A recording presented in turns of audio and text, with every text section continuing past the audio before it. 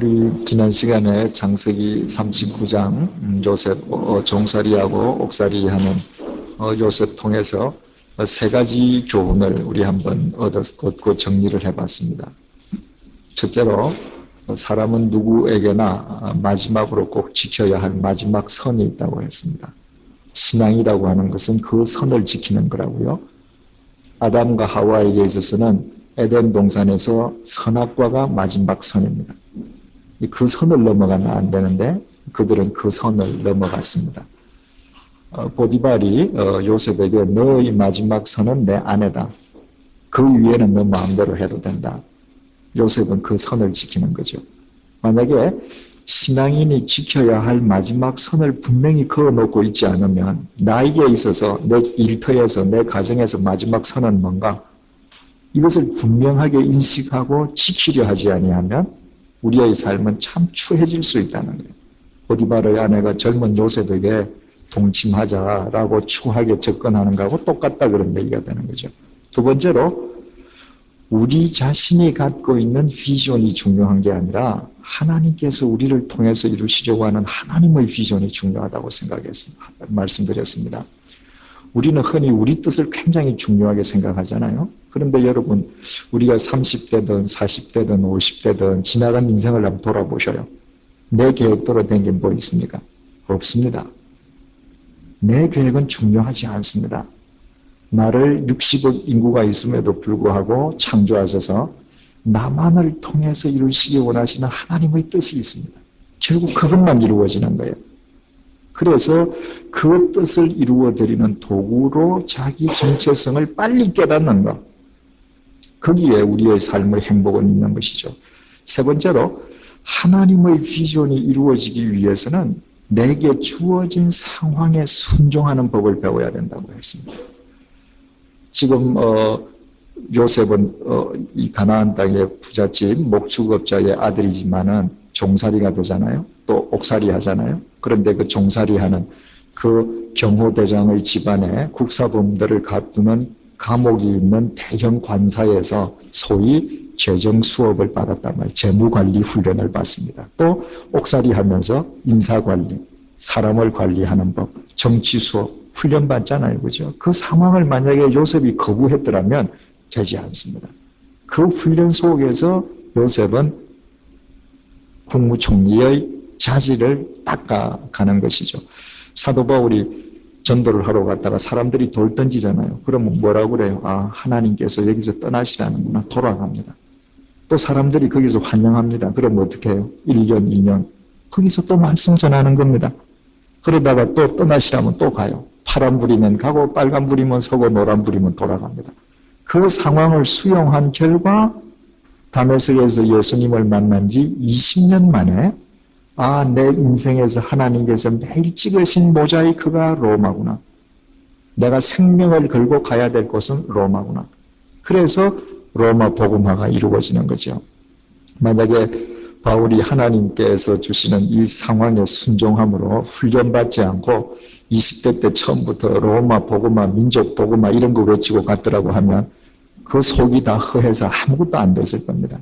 그러나 정말 모든 것을 다 경험하고 모든 것을 내적으로 충실하게 가다듬은 뒤에 하나님의 때가 될 때 로마 역사를 바꾸는 진리의 씨앗이 되는 거죠.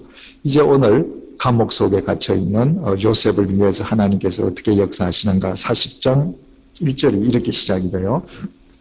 그 후에 여러분들 우리가 1년 이상 창세기 공부를 하고 있습니다. 또 주일날은 우리 사도신경을 보고요.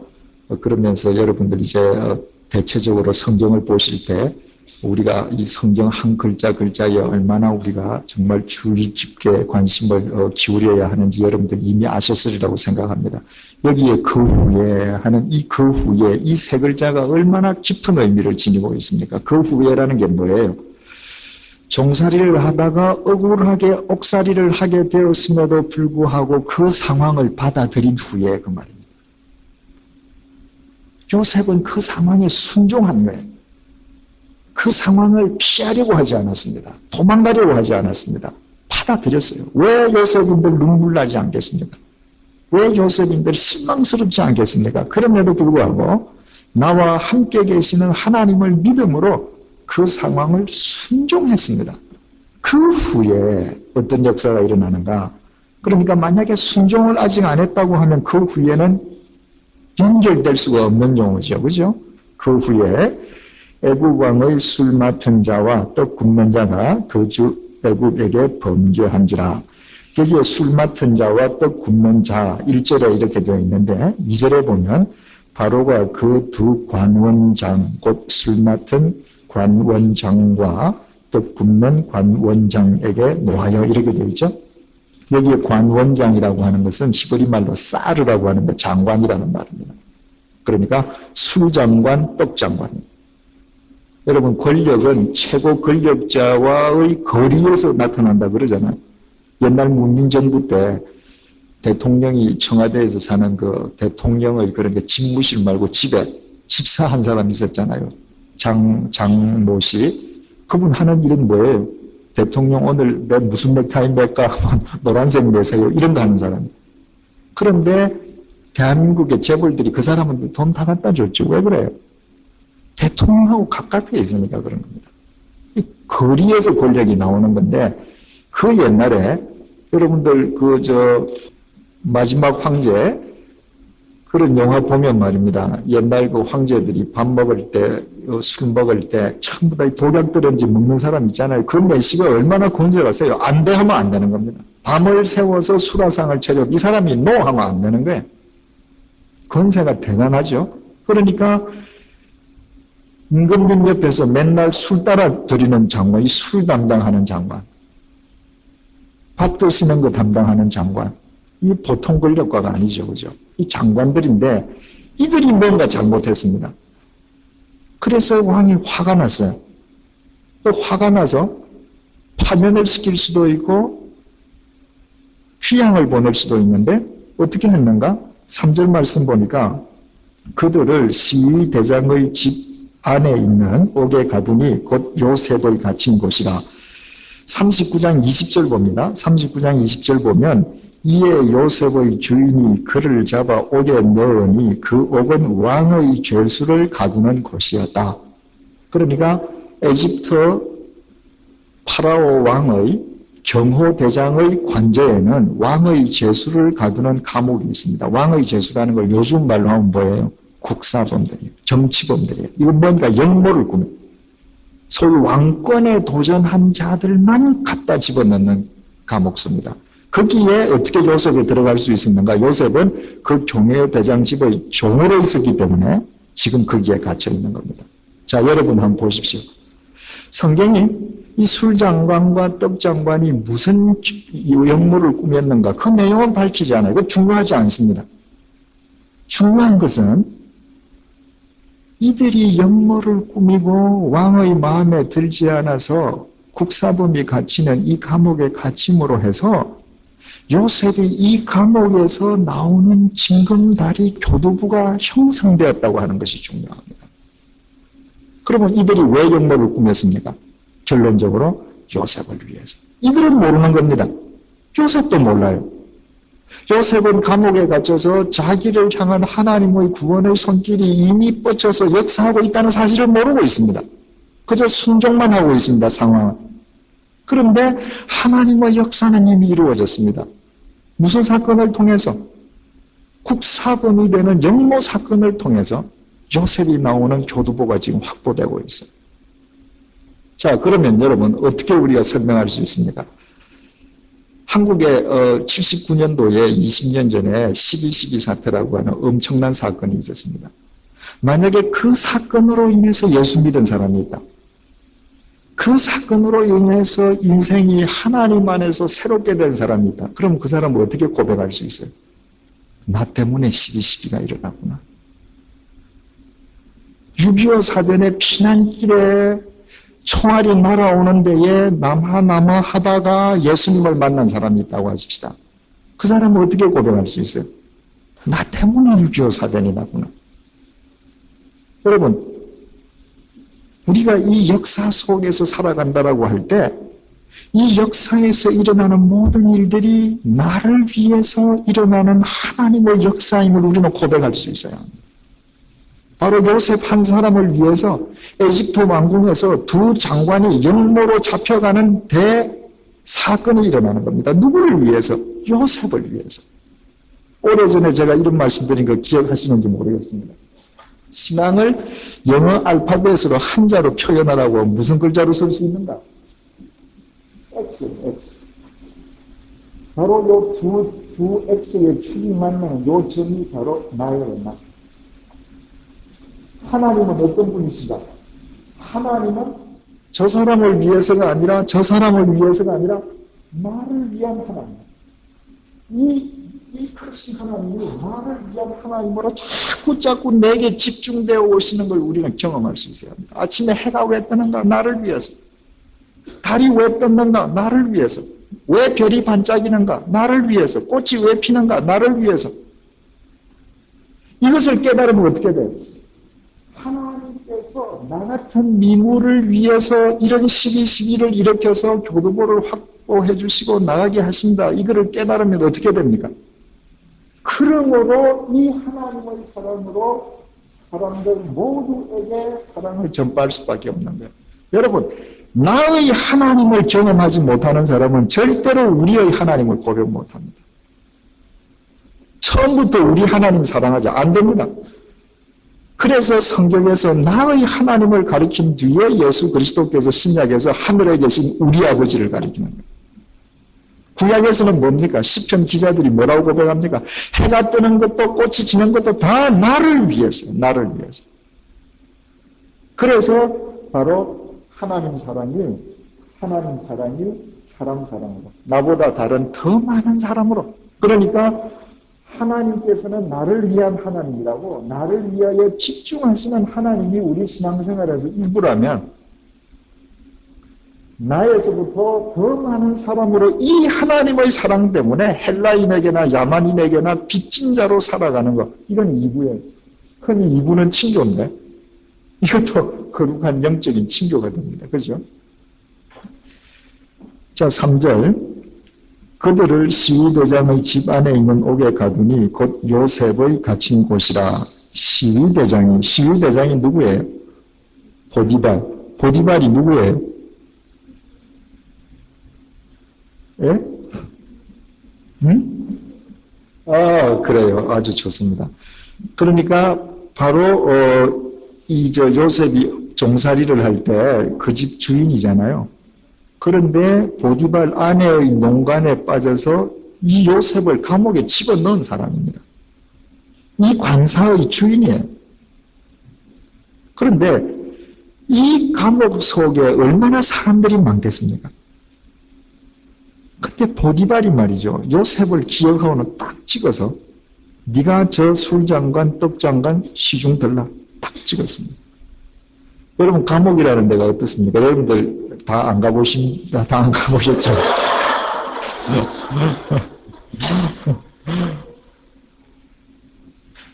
그 가보면요, 그 가보면 저렇게 방들이 있기 때문에 거기에 암만 몇 년을 있어도 모르는 사람은 모르게 돼 있어요. 스쳐 지나가면 모릅니다. 그리고 또 무슨 운동을 해도 말입니다. 시간이 틀려지면 서로 몰라요. 그러니까 만약에 이 두 사람이 이 감옥에 들어왔는데 보디발이 너 같은 조가 되라고 딱 찍어주지 않았으면 이 감옥에 암만 있어도 소용없는 겁니다. 하나님의 역사는 이처럼 한치의 오차도 없이 이루어지죠. 이걸 이 작은 새 정도의 머리를 가지고 내 머리로 이해 안 된다고, 내 눈에 확신이 안 보인다고 하나님 어디 계십니까? 하나님 왜 안 도와주십니까? 그런다면 하나님께서 참 한심하게 하시겠죠. 그죠? 자, 딱 보디발이 요셉을 찍었습니다. 그래서 무슨 일이 있었는가? 이제 8절 이후에 보면 그 술을 맡은 그 장관이 꿈을 꾸고 지금 요셉에게 이야기를 합니다. 자기 꿈에 포도나무가 하나 있는데 거기에서 가지 3가지가 나서 포도송이가 맺혔다는 거예요. 그런데 파라오 임금의 술잔이 보이길래 자기가 그 포도에 즙을 짜서 바쳐드렸다. 그랬더니 요셉이 그 이야기를 듣고 당신은 사흘 내에 복직되겠습니다. 그래서 당신이 만약에 복직되면 14절요. 당신이 덕의하거든 뜻을 얻으면 복직하면 그 말이죠. 덕의하거든 나를 생각하고 내게 은혜를 베풀어서 내 사정을 바로에게 구하여 이 집에서 나를 건져내소서. 나는 히브리 땅에서 끌려온 자요 여기서도 옥에 갇힐 일은 행치 아니하였나이다. 이런 말을 하는데도 요셉은 전혀 불평불만 없죠. 그죠? 있는 사실만을 객관적으로 얘기합니다. 왜? 다 받아들이고 있는 사람이니까. 당신은 분명히 복직할 것처럼 보이니까 복직하면 나가서 나의 억울함을 한번 호소해 주세요. 얘기를 했습니다. 그 이야기를 가만히 듣고 있던 같은 감방 동료 떡 장관이 자기도 꿈을 꿨다는 거예요. 그런데 자기 꿈은 머리에 광줄이 3개가 있고 거기에 떡이 있는데 제일 위에 또 광줄이 하나에 임금님을 위한 여러 가지 음식을 담았는데 새가 와서 쪼자 먹더라는 거예요. 그랬더니 요셉이 말하기를 당신은 사흘 내에 사형을 당할 것 같다. 그런데 20절요. 제3일은 바로의 탄일이라. 바로가 모든 신하를 위하여 잔치할 때에 술 맡은 관원장과 떡 굽는 관원장으로 머리를 그 신하 중에 들게 하니라. 바로의 술 맡은 관원장은 전직을 회복하며 그가 잔을 바로의 손에 받들어 드렸고 떡 굽는 관원장은 메어 달리니 요셉이 그들에게 해석함과 같이 되었으나. 자, 참 신비롭지요. 만약에 이 감옥에 떡장관이나 술장관 한 사람만 들어왔다고 해줍시다. 그리고 한 사람만 꿈을 꿨는데 요셉이 그 꿈을 해석해 줬는데 맞았다. 우연일 수 있잖아요. 그죠? 그런데 같은 날 밤에 2사람이 다른 꿈을 꿨습니다. 그리고 그 해석이 달랐습니다. 그런데 요셉의 해석이 맞아졌다는 거예요. 그러면은 술 맡은 관원장은 나가서 요셉이 부탁했던 것을 지켜줘야 되잖아요. 그런데 제일 마지막에 이렇게 나옵니다. 23절. 술 맡은 관원장이 요셉을 기억지 않고 잊었더라. 히브리 말 원문에는 속히 잊었더라. 이런 말, 속히라는 말이 있어요. 잊어도 하루 만에 잊은 게 아니라 속히 잊었어요. 그럼 뭐 한다고 기억하겠습니까? 나가서 할 일이 얼마나 많은데. 두부도 먹어야 되고 사우나도 가야 되고 그러니까 어디 들어갈 때하고 나올 때하고 마음이 좀 바뀐 거죠. 그죠? 근데 잊었는데 어느 정도 잊었는가? 여러분들 41장 보면 뭐라고 시작합니까? 만 2년 후에. 여러분들이 성경 보실 때 만이라는 말은 잘 안 나오죠. 그죠? 왜냐하면 히브리 사람들도 우리처럼 만으로 따지지 않습니다. 그런데 여기에 만이라는 말을 일부러 써놨습니다. 왜? 꽉 찬 2년. 그냥 뭐 370일을 지났는 거예요. 1년 한 일주일 만에 2년 이게 아니라는 거예요. 꽉 찬 2년, 꽉 찬 2년이면 어떻게 됩니까? 730일이잖아요. 요셉의 입장에서 한번 생각을 해보셔요. 내가 꿈을 해석해줬는데 술장관이 나갔습니다. 그러면 저 사람이 이제 내 억울함을 호소해 주지 않을까? 하루? 그래. 저 식구들하고 저 기쁨의 재회를 해야 되니까 오늘은 말 못했을 거야. 이틀, 일주일, 그래도 좀 바쁘겠지? 한 달, 2달? 얼마나 절망스럽습니까? 그게 만 2년을 지나갑니다. 그러면 이 만 2년 후에 이 글자 속에서도 우리는 무슨 뜻을 또 읽게 됩니다. 2년 동안의 요셉의 눈물 어린 순종 후에 이 말입니다. 눈물 어린 순종 후에 우리가 성경을 볼 때 이런 글을 읽을 수 있어야 은혜가 되지. 그러지 않고 여기에 눈에 보이는 글자만을 본다고 하면 100번을 읽어도 똑같죠. 그런데 중요한 것은 왜 하나님께서 술 관원장과 떡 관원장을 그 감옥 속에 넣으셔가지고 요셉을 만나게 하시고 요셉이 그들을 통해서 나올 수 있는 교두보를 만들어 두시고서 2년을 또 있게 하시는가 하는 거예요.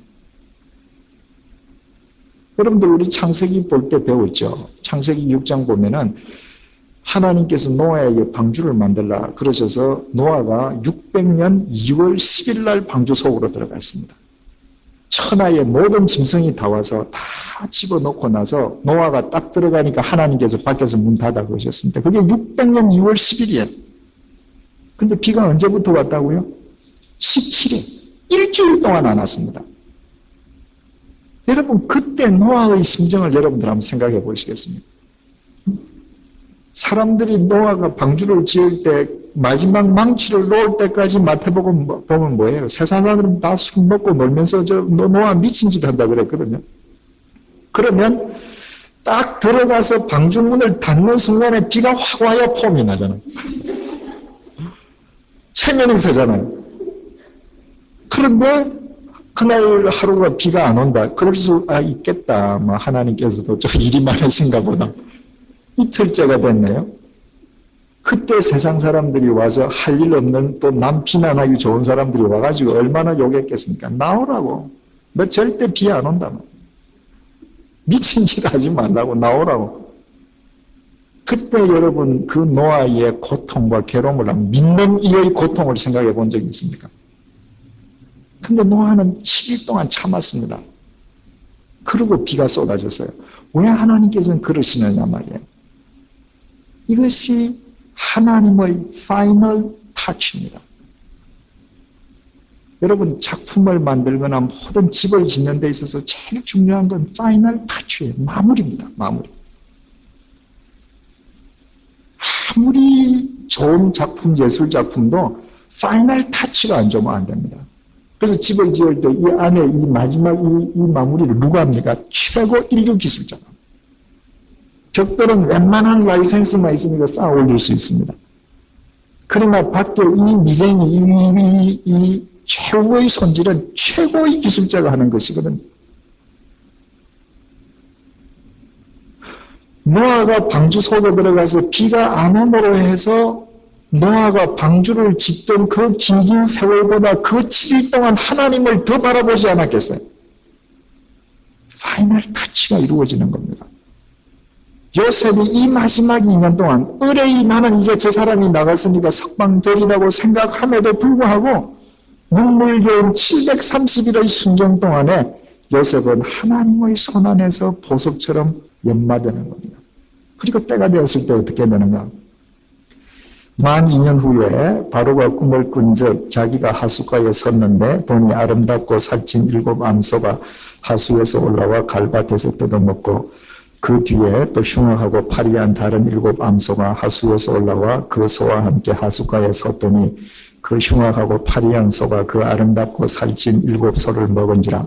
바로가 곧 깨었다가 자 얘기는 뭐 반복할 필요 없겠지요, 그죠? 그런 꿈을 꿨는데 자다가 눈을 탁 떴어요. 꿈이네. 또 잤습니다. 5절 다시 잠이 들어 꿈을 꾸니 한 줄기에 무성하고 충실한 7 이삭이 나오고 그 후에 또 세약하고 동풍에 마른 7 이삭이 나오더니 그 세약한 7 이삭이 무성하고 충실한 7 이삭을 삼킨지라. 바로가 깬즉 꿈이라. 두 번 다 이게 요즘 말로 무슨 꿈이에요, 이거? 개꿈 같은 거예요. 말도 안 되는 꿈. 그럼 아침에 일어나서 웬만한 남자 같으면 어떻게 하겠어요? 얘 꿈자리 사나 봤네. 밥이나 먹고 출근이나 하자 이럴 텐데 이날따라 바로가 어떻게 했는가? 8절 아침에 그 마음이 번민하여 꿈 같지도 않은 꿈을 꾸고 이게 마음에 걸려서 번민이 되어서 머릿속에서 떠나지가 않습니다. 그래서 어떻게 했는가? 그러니까 이 속에서 여러분들 이런 이야기 속에서 지금 우리는 뭘 보는 겁니까? 하나님의 역사를 보는 거죠. 그죠? 바로 이 마음을 지금 잡고 계시는 꿈을 꾸게 하시고 그 꿈을 잊어버리죠. 우리 여러분들이 하룻밤 자면서 꿈을 우리가 뭐 수십 개씩 꾼다고 그러잖아요. 평균적으로. 근데 아침에 일어나서 다 기억 못하는 거거든요. 그런데 이 2개만은 기억했을 뿐만 아니라 이것이 바로 마음을 움켜잡아서 마음이 편치가 않습니다. 어떻게 하는가? 아침에 그 마음이 번민하여 보내어 애굽의 술객과 박사를 모두 불러 그들에게 그 꿈을 고하였으나 그것을 바로에게 해석하는 자가 없었더라. 자, 술객과 박사를 불러서 꿈을 해석하게 했습니다. 그 사람들은 본래 많은데 밥 먹고 임금이 꿈꾸고 와서 얘기해주고 해석해보라면 해석하는 사람들입니다. 그러니까 평생에 잘하던 사람이죠. 해석에 다 일가견이 있는 사람이에요. 그런데 그 술객과 박사들 중에서 한 사람도 꿈을 해석하는 사람이 없습니다. 왜 그렇죠? 하나님께서 막으셨습니다.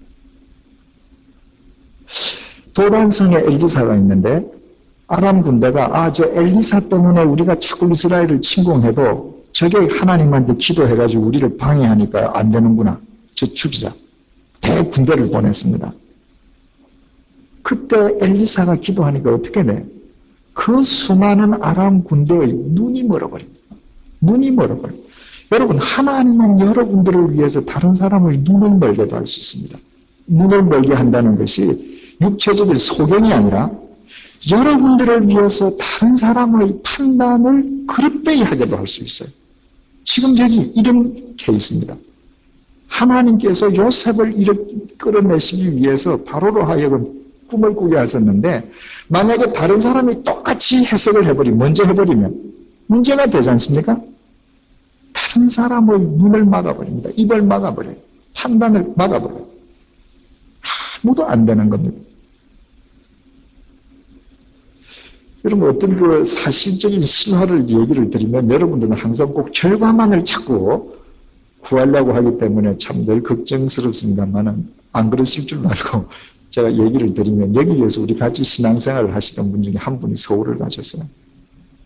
그래서 이제 어떤 부서에 배치가 돼서 가셨는데 갑자기 그 부서의 장이 바뀐 겁니다. 그래가지고 사람들을 다 물갈이 하는 거예요. 물갈이 대상이 올랐습니다. 당신도 여기서 떠나라는 겁니다. 스위스에서 금방 가서 간지 한 달도 안 되는데 새로 보직도 안 주어지고 참 한심하지 않습니까? 이메일을 보냈어요. 그래서 답장을 했습니다.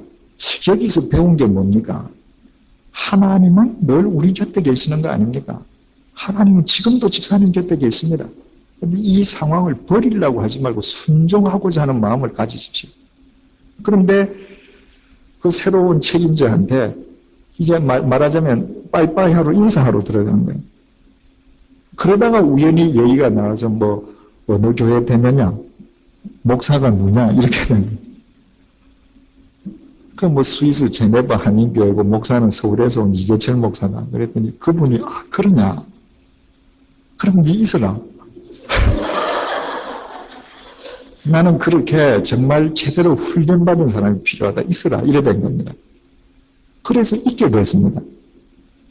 그런데 중요한 것은 그분이 아는 내가 아니에요. 아시겠습니까? 그분이 아는 이재철이는 이 이재철이가 아니에요. 다른 이재철이에요.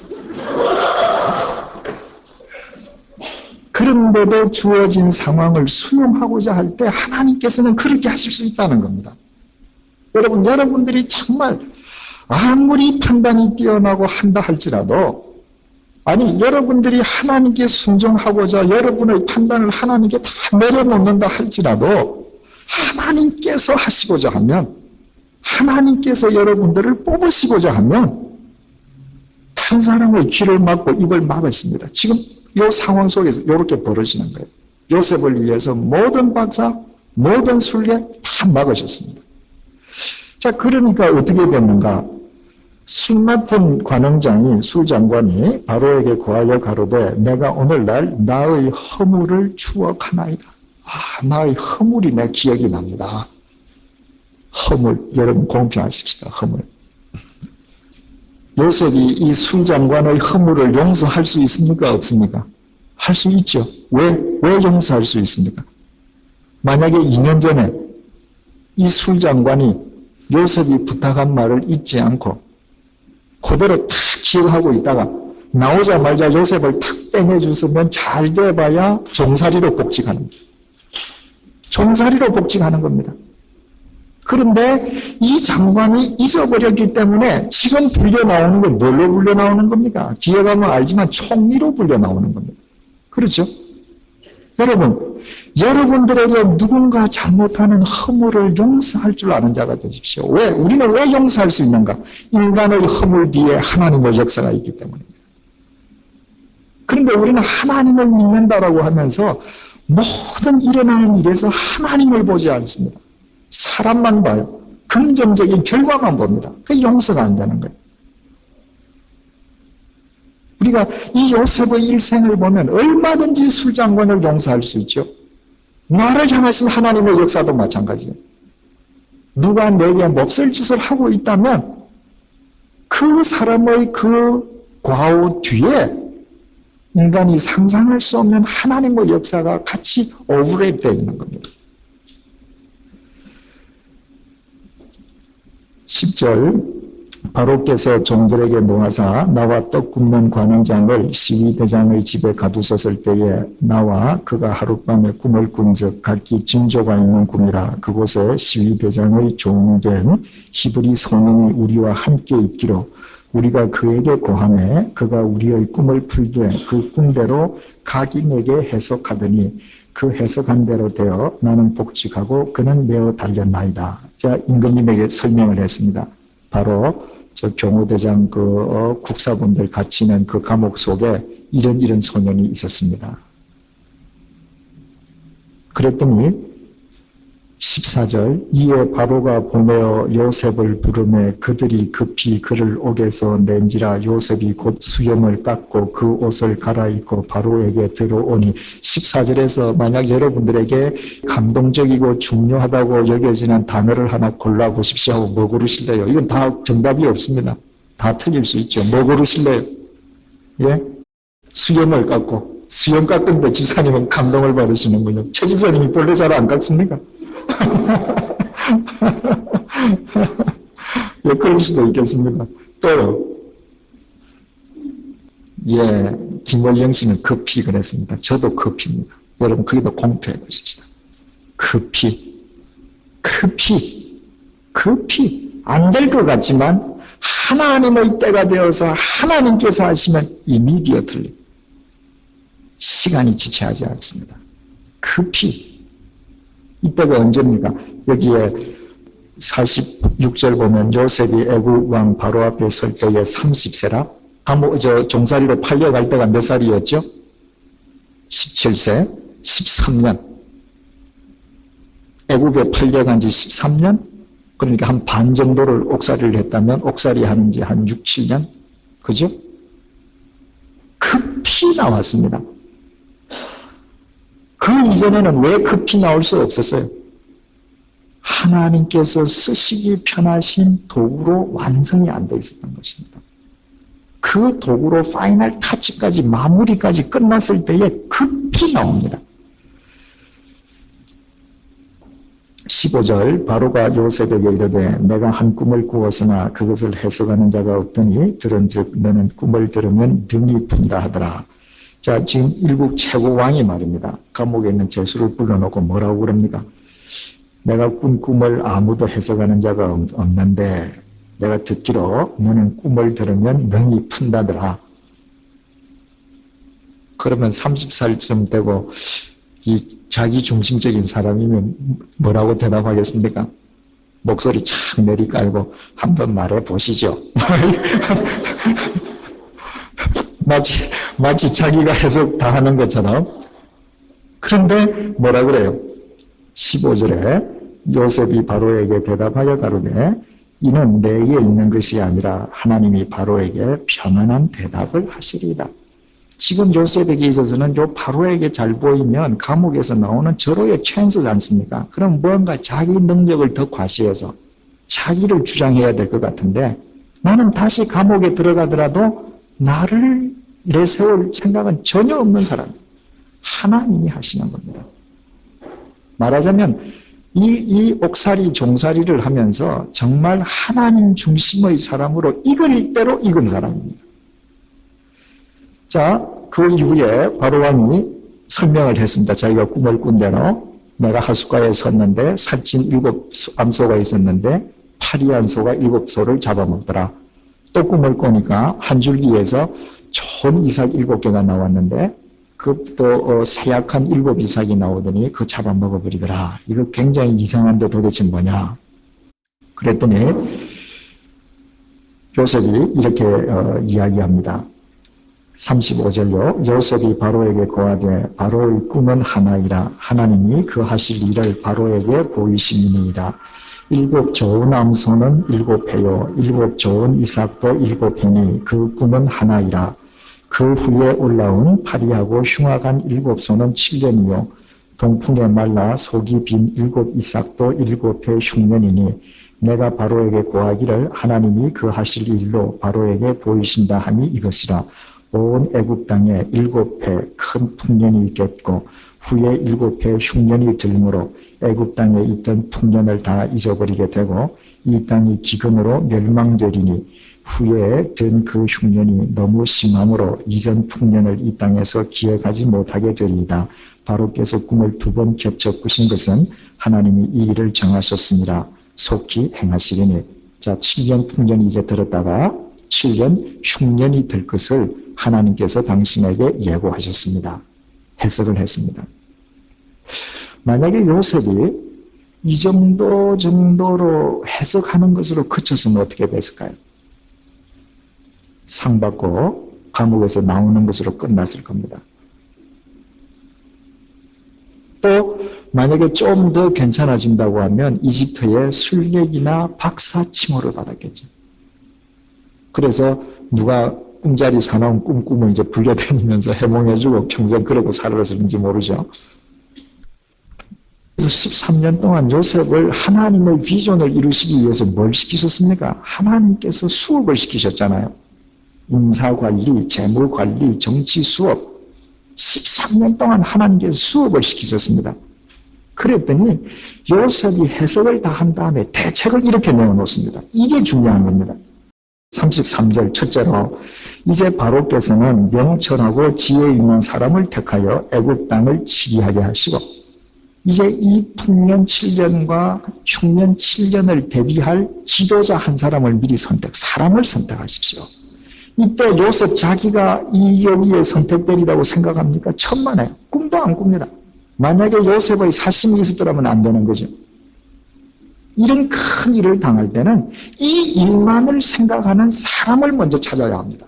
두 번째로 34절 바로께서는 또 이같이 행하사 국중에 여러 관리를 두어 그 7회 풍년에 애굽 땅의 5분의 1을 거두되 그 관리로 장차 올 풍년의 모든 곡물을 거두고 그 곡물을 바로의 손에 돌려 양식을 위하여 각 성에 적지하게 하소서.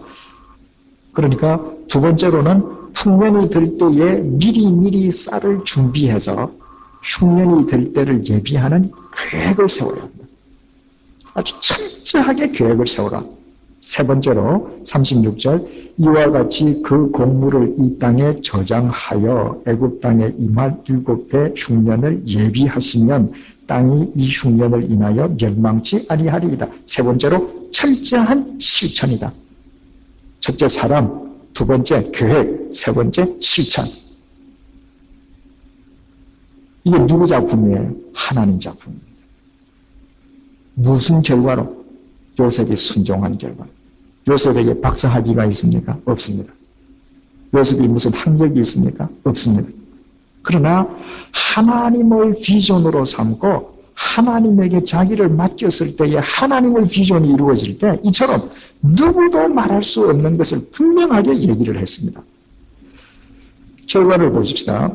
바로와 그 모든 신하가 이 일을 좋게 여긴지라 모든 신하, 모든에 공표를 하십시다. 모든 사람이 참 좋아하기 힘들잖아요. 그죠? 그런데 하나님께서 그 모든 사람의 마음을 감동시켜 주셨어요. 모든 사람이 들어보니까 이의를 제기할 게 없단 말이죠. 38절 바로가 그 신하들에게 이르되 이와 같이 하나님의 신에 감동한 사람을 우리가 어찌 얻을 수 있으리요? 하나님의 신이 뭡니까? 나이키? 무슨 신이에요? 이게 하나님의 신이. 아직 잘 모르시나 보네요. 그 브랜드를 잘 모르시나 보네요. 하나님의 신이 성령님 아닙니까? 성령님. 하나님의 영이라는 말이잖아요. 그러니까 이처럼 성령님에게 감동된 자, 신약적인 용어로 한 거예요. 이처럼 성령 충만한 자를 내가 어디서 또 보겠느냐? 여러분, 흔히 성령 충만하다면 어떻게 해야 됩니까? 세상 물정도 모르고 세상이 어떻게 돌아가든지 그저 피한주의만 찾아가면 성령 충만한 것처럼 오해하는 그런 잘못이 있습니다. 그렇지 않죠. 성령 충만한 자일수록 사리를 꿰뚫어 보는 자라야 합니다. 왜? 이 세계는 하나님의 영에 의해서 지배를 당하는 것이기 때문에 그 하나님께서 이 세계를 어떻게 움직여 가시는지 그걸 꿰뚫어 볼 수 있어야죠. 단 성령 충만한 자는 현실을 꿰뚫어 보고 사리를 꿰뚫어 보되 현실의 노예가 되지 않는 거죠. 하나님의 도구로 현실을 팔져가는 사람이죠. 이렇게 성령 충만한 사람을 볼 수 있겠느냐. 39절 요셉에게 이르되 하나님이 이 모든 것을 내게 보이셨으니 너와 같이 명철하고 지혜 있는 자가 없도다. 너는 내 집을 치리하라. 내 백성이 다 내 명을 복종하리니 나는 너보다 높음이 보좌뿐이니라. 바로가 또 요셉에게 이르되 내가 너로 애굽 온 땅을 총리하게 하노라. 그 현장에서 옥살이하던 죄수 요셉이 에집트의 국무총리가 되었습니다. 지난 시간에도 말씀드렸습니다만은 요셉은 절대로 꿈 한 번 잘 꾸어서 국무총리가 된 것이 아니라 하나님의 철저한 훈련에 자기를 맡긴 결과 자격을 갖추고 된 사람입니다. 이 당시에 요셉 이외에는 총리될 자격을 갖춘 사람이 없습니다. 그런데 바로가 뭐라 그랬습니까? 40절 너는 내 집을 치리하라. 내 백성이 다 내 명을 복종하리니 나는 너보다 높음이 보좌뿐이다. 여기도 딱 마지막 선을 그어줬죠. 내가 앉아있는 이 보좌, 이것을 넘나보지 않는 것이 너 마지막 선이다. 여러분, 항상 우리가 어디에서든지 내 마지막 선이 뭔가 인식하는 것이 이렇게 중요합니다. 요셉에게 두 번씩이나 이처럼 보여주는 것은 바로 우리에게 향하신 하나님 말씀이잖아요. 42절 자기의 인장반지를 빼어 요셉의 손에 끼우고 인장반지 여러분들 아시죠? 영화 같은 거 보면 예전에 어떻게 합니까? 결제 서류할 때 이렇게 찍지요, 그죠? 이게 도장 아닙니까, 그죠? 그러니까 민간인들은 반지를 목에 끈에다가 해서 목에 걸고 다녔고, 그래서 지난번에 창세기 38장 보니까 유다가 자기 며느리가 창녀인 줄 알고 잘 때 도장과 끈 하지 않습니까? 이 도장을 목에 걸고 다녔고, 이 권력자들은 이 도장이 새겨진 반지를 찍고 있었단 말입니다. 그래서 도장을 이걸로 확 찍어요. 반지를 빼줬습니다. 네가 총리다.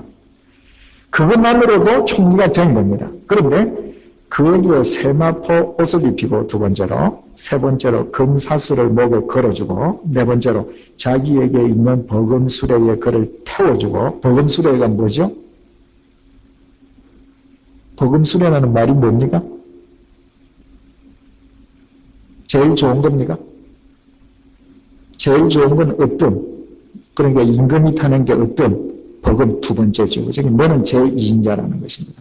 나를 제외하고 너는 제2인자라는 겁니다. 자기에게 있는 버금 수레에 그를 태우매 무리가 그 앞에서 소리 지르기를 엎드리라 하더라. 바로가 그로 애굽 전국을 총리하게 했다. 자, 보셔요.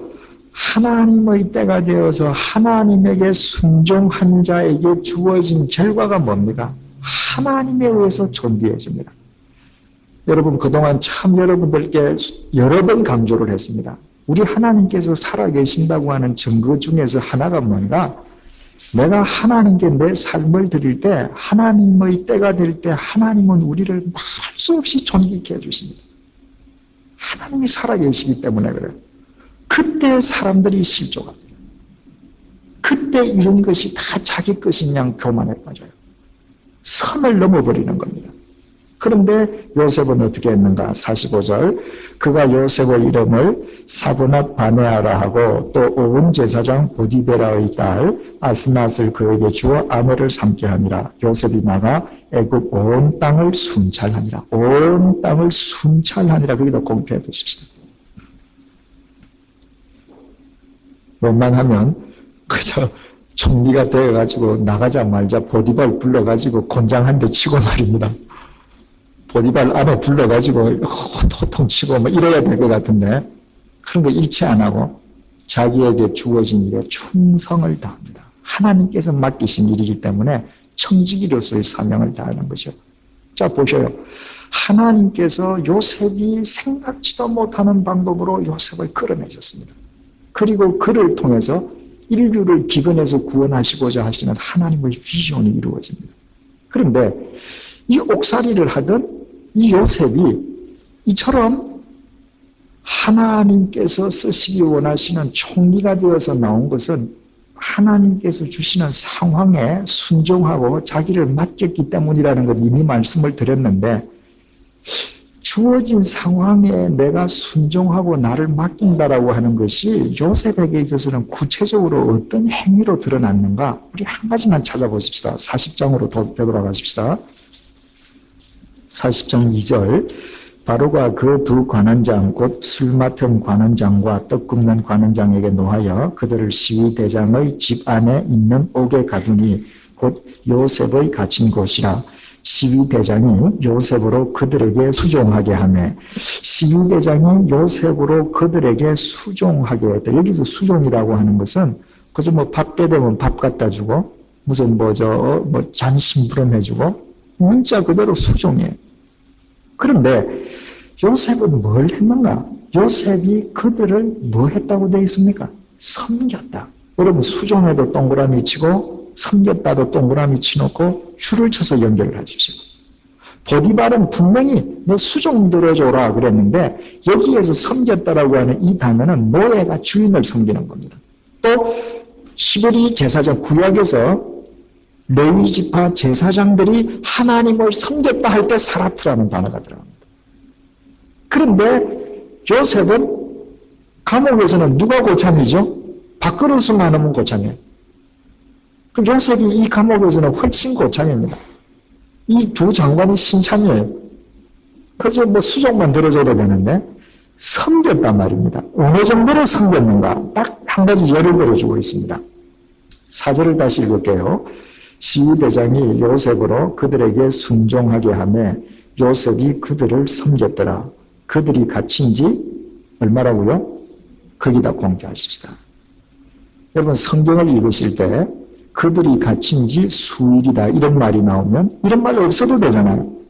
이런 말이 나오는 것은 이 말이 대단한 의미를 가지기 때문에 나온다는 걸 여러분들이 꼭 포착을 하셔야 합니다. 수일이라 들어온 지 며칠밖에 안 됐다. 그런데 무슨 일이 있었는가? 5절 옥에 갇힌 애국 왕의 술 맡은 자와 떡 굽는 자 두 사람이 하룻밤에 꿈을 꾸니 각기 몽조가 다르더라. 아침에 요셉이 들어가 보니 그들에게 근심빛이 있는지라. 근심빛 표를 해두셔요. 그리고 수일 후에 하고 수일 동안 수일이라 연결을 해놓으셔요. 불과 며칠밖에 안 지났는데 요셉은 그들을 어느 정도로 섬겼는가? 아침에 얼굴 안색을 딱 보고는 저 사람들 걱정이 있구나. 알 정도로 신경을 써줬습니다. 이것이 요셉이 주어진 상황에 충성한 것입니다. 여러분 그냥 안색이 상한 걸 보고 저 사람들 뭐 어젯밤에 자다가 속이 채했는가? 뭐 설사했는가? 그러고 말 안 하면 끝나버리지 않습니까?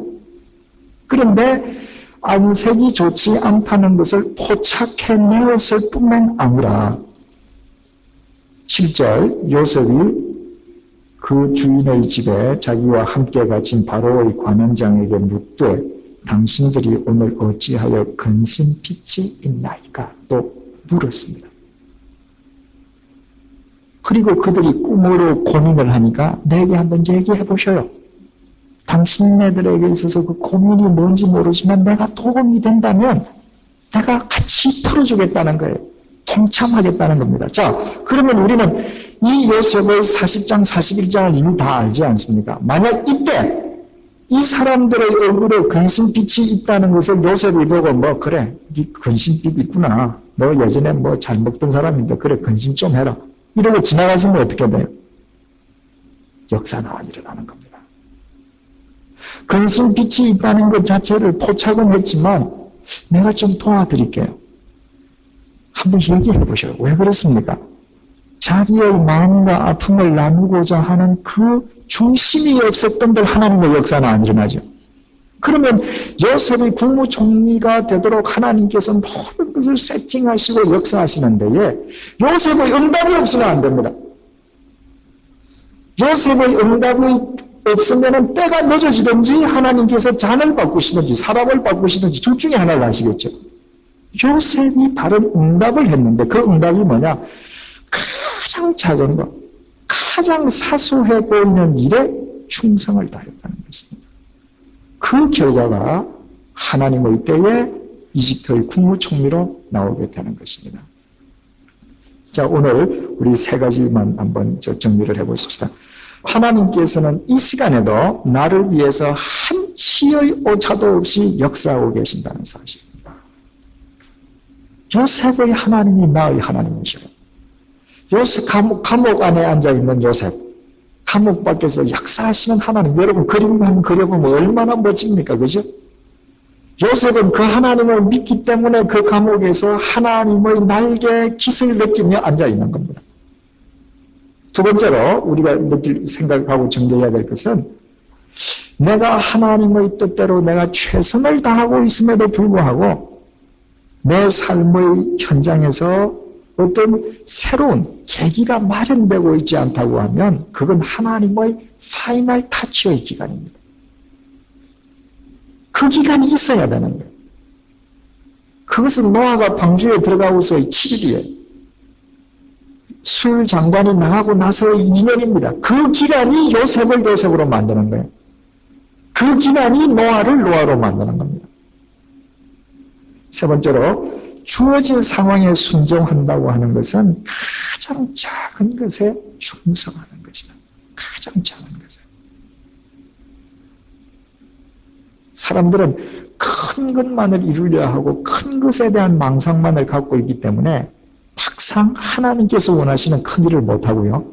사람이 행하는 큰 일이라고 하는 건 하루아침에 사상 누각이 됩니다. 다 무너집니다. 그러나 하나님께서 우리에게 원하시는 것은 지극히 작은 것에 충성하는 자가 큰 것에도 충성하는 자니 이것이 하나님의 법칙입니다. 그 작은 일들이 쌓이고 쌓여서 하나님의 대역사가 이루어지는 겁니다. 이 창세기 41장 51절로 52절 보면요. 요셉이 아이를 낳고 이렇게 이름을 짓잖아요. 요셉이 그 장자의 이름을 므낫세라 하였으니 하나님이 나로 나의 모든 고난과 나의 아비의 온 집 일을 잊어버리게 하셨다. 요셉이 종살이하고 옥살이할 때 자기 집일, 자기를 팔아먹은 형들에 대한 원한, 억울함, 그런 것을 잊지 못했더라고 하면 미쳤겠죠. 그죠? 그런데 하나님께서 그 모든 것을 다 잊어버리게 해주셨다. 이게 무슨 고백입니까? 주어진 상황을 순종했는데 순종하게 한 것도 하나님의 은혜더라. 이 고백이. 두 번째 고백이 뭐예요? 52절 차자의 이름을 에브라임이라 하였으니 하나님이 나로 나의 수고한 땅에서 창성하게 하셨다. 수고한 게 뭘 수고했습니까? 순종의 수고입니다. 그 순종 속에서 하나님의 창대함이 있었다. 하나님의 창대함은 뭡니까? 곧 창조예요. 종살이하든 옥살이하든 재수를 끌어내서 인류의 역사를 바꾸는 거 하나님의 창조의 역사입니다. 그러니까 요셉이 므낫세, 순종, 에브라임, 하나님의 창조 이 두 고백이야말로 우리 모두의 고백이 되어야 하는 거죠. 꼭 질문 있으시면 하시죠. 하나님 아버지 한치의 오차도 없이 오묘하게 요셉을 끌어내시기 위해서 역사하신 하나님 아버지, 요셉은 그 구체적인 내용을 아무것도 알지 못했습니다. 그러나 오직 하나님을 신뢰함으로 하나님의 때에 하나님의 방법으로 인류의 역사를 새롭게 하는 하나님의 도구로 그 감옥에서 나올 수가 있었습니다. 하나님, 오늘 이 시간 요셉의 하나님이 바로 나의 하나님 되심을 다시 한번 확인시켜 주셔서 정말 감사합니다. 내 눈에 보이지 않는다고, 내 귀에 들리지 않는다고, 나의 오감으로 느낄 수 없다 하여 하나님의 구원의 역사를, 전지전능하신 하나님의 섭리를 없다고 부정하는 믿음 없는 자들이 되지 않도록 도와주옵소서. 요셉은 고백을 했습니다. 자신의 인생을 므낫세와 에브라임이라고요. 하나님 아버지, 하나님께서 우리에게 주시는 모든 상황을 날마다 순종하는 므낫세들이 되어갈 수 있도록 도와주옵소서.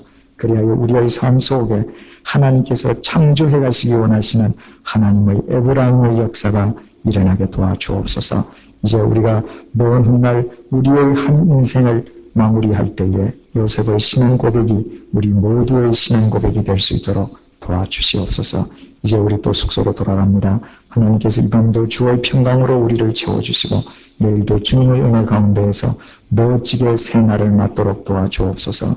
이 모든 말씀 우리 주 예수 그리스도의 이름으로 기도드리며 이제 우리 모두 다 같이 주님께서 가르쳐 주신 기도를 드리오니 하늘에 계신 우리 아버지여 이름이 거룩히 여김을 받으시오며 나라의 임하옵시며 뜻이 하늘에서 이룬 것 같이 땅에서도 이루어지이다. 오늘날 우리에게 일용할 양식을 주옵시고 우리가 우리에게 죄 지은 자를 사하여 준 것 같이 우리 죄를 사하여 주옵시고 우리를 시험에 들게 하지 마옵시고 다만 악에서 구하옵소서. 대개 나라와 권세와 영광이 아버지께 영원히 싸움나이다. 아멘.